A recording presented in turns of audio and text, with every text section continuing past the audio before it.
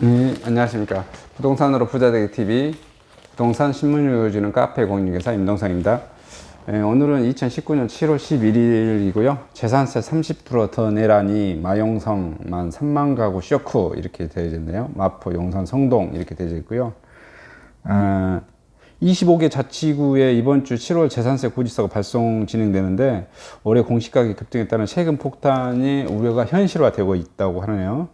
특히 이제 그 수입이 없는 은퇴 고령자들 중심으로 불만이 폭발할 것 같다는 그런 뉴스고요. 공시가 6억 원 주택 납부액이 1년새 220만에서 280만으로 많이 올랐고요. 세부담 상한까지 오른 가구가 한강변 따라 50% 이상 늘었고요. 고령자들 당장 현금이 없는데 구청마다 관련 민원들이 폭주할 것 같습니다. 재산세 부담에 대해서 전년 대비 30% 일어나는 주택이 급증하는데 어디로 많이 일어났냐면 용산구는 세부담 상한인 증가율 30%를 적용받은 주택수가 지난해 2만 9,474가구에서 올해 4만 1,281가구니까 40%가 늘어났고요. 마포구 같은 경우는 지난해 2만 239가구였는데 올해는 3만 1,108가구로 53.7%가 상승했고요. 성동구는 작년까지만 해도 세부담 상한 증가율 30% 적용받는 주택가구가 9,608가구였는데 이번에는 1만 가구 미만으로 이렇게 되어졌다고 그러네요. 아니 작년에는 9,608가구로 1만 가구 미만이었는데 올해는 2만 23가구로 2배 수준 약 108%가 증가했다고 그러네요. 이게 지금 얼마만큼 많이 증가했냐 그러면 쉽게 말해서 내가 그 작년 같은 경우 재산세가 100만 원이었는데 130만 원 됐다. 이렇게 되면 이렇게 된 비율 30% 이상은 최고 상한선이니까 30% 비율이 어떻게 됐습니까? 그 30% 비율이 이렇게 올라가는 게 막 30%, 40%, 50%, 뭐 100% 이렇게 됐다 이거죠. 이게 폭증한 거죠. 근데 보통 이제 아파트 가구가 이게 적으면 100만 원대고 서울 같은 경우는 대부분 한 200만 원대가 지금 많은 것 같아요. 200만 원대. 그럼 200만 원이면 260만 원 되겠죠. 여기 봐보세요. 근데 상한선에 걸린 거잖아요. 이 아파트가 공시가를 계속 올릴 거니까 내년에도 또 상한선에 걸릴 거예요. 260만 원에 내년에는 올해는 30% 올라서 260만 원. 내년에 또 30%, 260에 30%가 또 오르는 거죠. 260에 30%가 또 오르면 뭐 또 78만 원이 더 오르네요. 그러면 338만 원. 이게 거의 뭐 주민세까지 하면 뭐 40만 원도 훨씬 또 주민세까지 해버리면 370만 원 꼴 뭐 되지네요. 그러면 뭐 한 2년이면은 그 더블이 되는 거죠. 더블. 거의 더블 가까이가 되네요. 2년이면 시민들 입장에서는 아주 폭등할 것 같아요. 이런 게 사람들이 투표하고 어떻게 연결되실까요? 투표하고는 좀 하면 좀 많이 이렇게 되지 않을 것 같은데 어떻게 뭐 될지는 한번 지켜봐야 될 것 같고요. 그다음에 이제 주변 시세의 반값 분양하라니 강남 재건축 부글부글 뭐 이렇게 되어졌네요. 그렇게 되어져서 정부는 지금 분양가 상한제 추진에 시행사 조합들 뭐 진퇴양난이고 어떻게 해야 될지 잘 모르겠고 뭐 정부는 근데 후불 분양에도 뭐 예외 없다 뭐 강행하겠다 뭐 이런 내용인 것 같아요. 상한제 적용 요건을 안 하거나 투기과열지구 전체를 지정할 수도 있고요. 그렇게 되면 재건축을 포기하거나 로또 청약이 뭐 우려가 되어지고 서울 분양가 25% 떨어지고 강남 시세 절반 수준으로 뭐 이렇게 소정이 달렸는데 들어가서 봐보면 2007년 정부가 처음 상한제를 도입하면서 분양가에 미치는 영향을 모의 실험에서 시뮬레이션한 결과 전국 평균 20%, 서울은 25%가량 떨어지는 걸로 계산됐어요. 그러니까 주변 시세 대비 뭐 한 20%가 떨어진다나 25%, 4분의 1이 떨어지니까 금액이 엄청 떨어졌다고 봐야겠죠. 그렇게 되면 그 당첨과 동시에 가격은 20%가 상승되겠죠. 25%가 상승되고. 이 기준을 적용하면 분양가가 평당 4,569만에서 3,425만으로 나눠집니다. 평당 주변 시세는 근데 또 평당 6,500에서 7천만 원에 있다 보니까 절반 수준이라고 그러네요. 속된 말로 로또의 롯데 아파트가 되는 것 같아요. 뭐 지금 서울에 있는 그 강남에 있는 아파트가 6,500에서 7천인데 3,400, 3,500 일단 뭐 넉넉하게 3,500 하면 딱 절반이네요. 절반. 3,500에다가 곱하기 33평을 기준으로 해보면 11억 뭐 11억에서 12억 11억 5,500이니까 거의 한 11억이 차이가 나버리네요. 이렇게 되면 뭐 둘 중에 하나겠죠. 이게 살만하면 재건축을 안 할 거고, 자 경우의 수는 이제 여러 가지가 있는데, 살만하면 그냥 아예 안 해버릴 거고, 아니면 뭐 선분양하는 방법, 후분양은 아예 이제 안 할 것 같고요. 이래저래 선분양하고 후분양을 하는데, 그래도 선분양으로 하면 이자라도 줄이잖아요. 어차피 선분양 하나, 후분양 하나, 분양가 상한제 적용시켜 버리니까. 그러면 방법은 선분양을 하든지, 선분양을 하면 지금 주변 시세에 정해서 뭐 105%나 110% 할 수 있다고 하니까. 근데 이제 뭐 이렇게 선분양 가격으로 아예 거꾸로 규제가 들어가 버리면 더 떨어질 것 같으니까 이런 것 같네요. 그래서 선분양을 하든지 분양을 아예 안 하든지, 그래서 아파트 공급량은 더 줄 거고. 근데 또 다른 방법이 하나 또 있는 것 같아요. 여기 바로 봐보면 한국경제신문에는 뭐가 되었냐면, 한남 더힐 라인 원 한남처럼 임대후 후분양을 해버리는 거죠. 근데 여기는 좀 어떤 한 단체나 한 건설회사거나 한 시행사거나 이래야 좀 될 가능성이 높겠죠.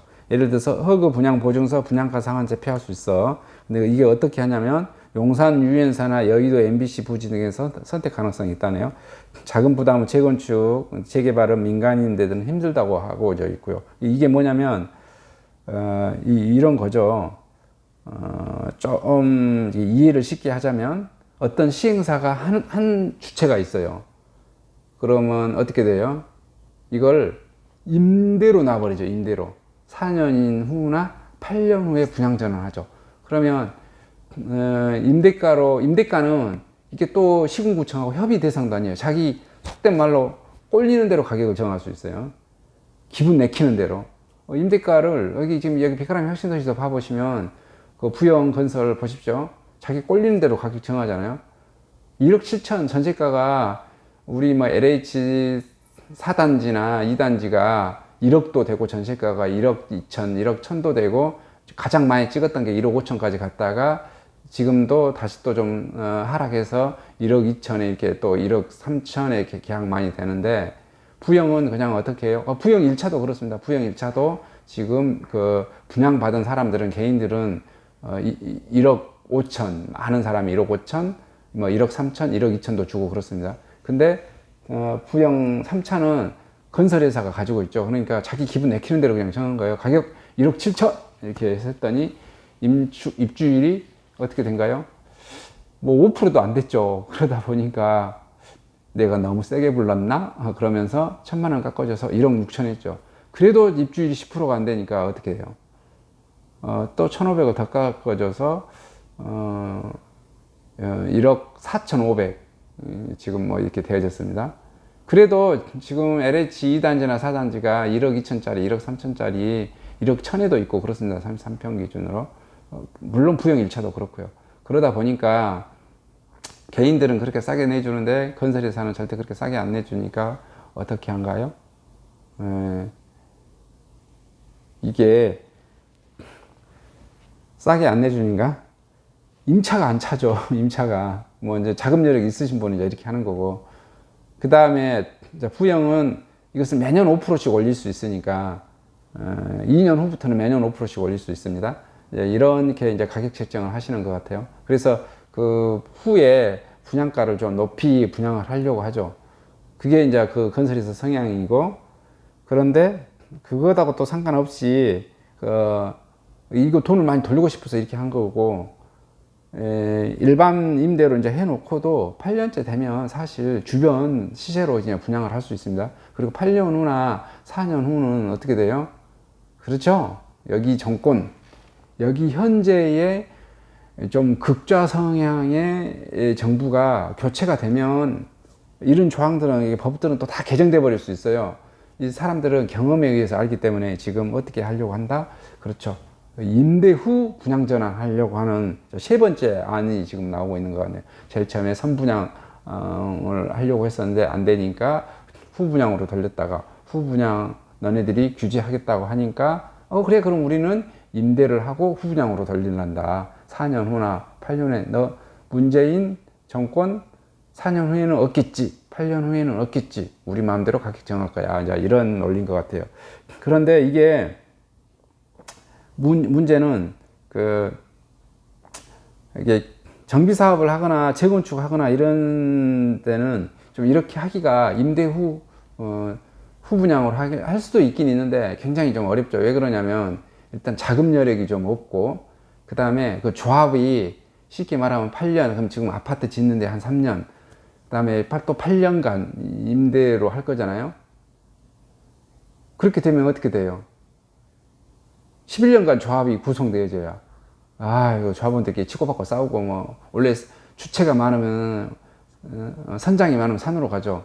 그리고 또 이분들은 또 뭐예요? 원래 실거주자잖아요. 실거주자이기 때문에 어떻게 돼요? 사실은 한 50% 이상이 뭐예요? 자기가 입주해야 되잖아요. 그러면 임대 후 임대를 해야 되는데 자기가 들어가야 되잖아요. 그러니까 만약에 임대 후 분양 전환을 하려면 이 아파트를 자기가 안 들어가고 다른 사람한테 임대를 줘야 되잖아요. 이런 문제가 지금 발생되겠죠. 네, 그래서 지금 민간임대 주택에 관한 특례법에 따른 임대 후 분양 개요를 보면, 민간임대 주택 임대에 관한 특별법 한번 봐볼게요. 의무 임대 기간은 4년에서 8년입니다. 뭐 좀 더 길게 할 수도 있어요. 5년에서 10년도 할 수 있죠. 그 전에 5년에서 10년인데 이게 4년에서 8년으로 줄여놓은 거라서. 그다음에 청약 자격. 그래서 지금 그 법에 의해 보면 5년하고 10년 하면 조금씩 더 혜택이 있어요. 그래서 이게 보통 강의를 하신 분들을 보면 4년에서 8년짜리도 강의를 해주는데 또 5년에서 10년짜리도 강의를 해줍니다. 이게 대한민국 법이 이렇게 있으면 여러 개의 법이 있잖아요. 이렇게 동시다발적으로 한꺼번에 5년짜리가 4년으로 딱 바뀌고 10년짜리가 8년으로 딱 바뀌고 이런 게 아니라, 어떤 법에는 아직도 그 8년에 대한 혜택, 4년에 대한, 10년에 대한 혜택이 있어요. 그래서 지금 그렇습니다. 그 다음에 청약 자격은 제한이 없어요. 사업자 임의, 그 다음에 분양 대상은 규정도 없어요. 그냥 사업자의 임의고 통상 거주자 우선을 목표로 하고 있고요. 분양 전환 가액도 규정이 없습니다. 그냥 자기 그냥 꼴리는 대로 하시면 된다고 보시면 될 것 같아요. 그 다음에 근데 통상 의무 임대 만료 시점에 감정평가 또는 그 이하로 지금 하고 있네요. 그래서 지금 이것을 감정평가하고 있는 그 임차인과 건설회사, 특히 부영 같은 경우 매일 이렇게 싸우죠. 펜당 프랑카드 붙고 그러실 거예요. 그거 보실 겁니다. 그 다음에 이제 취등록세는 없고, 보유세도 없고, 이렇다고 보시면 될 것 같습니다. 그 다음에 일반 분양 시범별 분양가 규제 비교를 해보니까, 지금 일반 분양 시점은 선분양, 착공 시점에서 선분양해야 되고, 후분양은 골조가 3분의 2 이상 또는 준공 후에 후분양을 하는 거고요.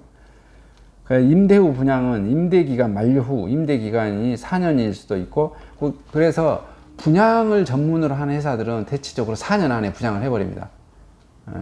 그리고 임대를 전문으로 하는 회사는 끝까지 8년 다 채우죠. 여기에 대해서 8년 다 채우면 세제 혜택이 많았어서 그렇습니다.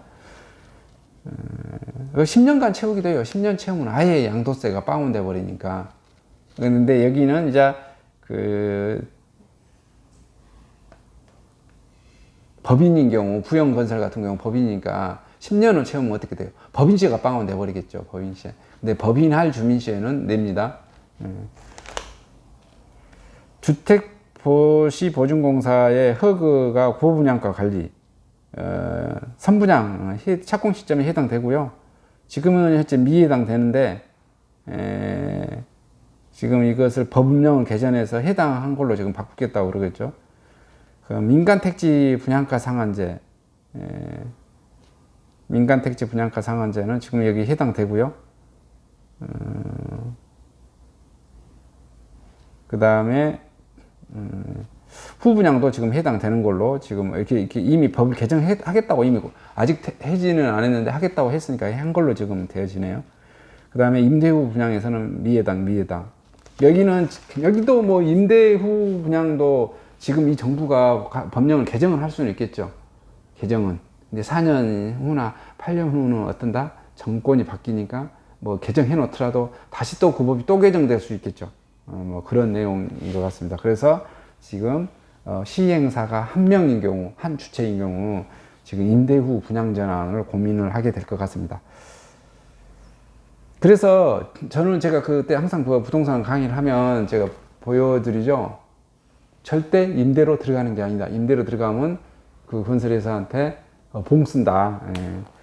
그다음에 수서 강주 복선 전철 4년 만에 예타 통과하고요. 이동간이 개통되고 나면 경기도 강주역에서 서울 수서까지 10분 만에 도착한다네요.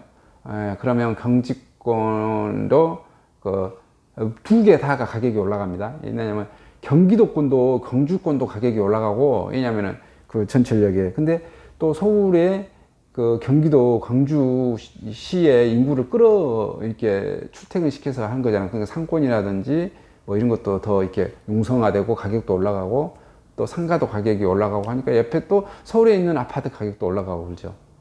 서로 시너지를 일으키면서 가격이 올라간다고 보시면 될 것 같습니다. 이상 부동산 강의는 부동산 신문 읽어주는 행간의 의미는 분석을 마치고요. 저는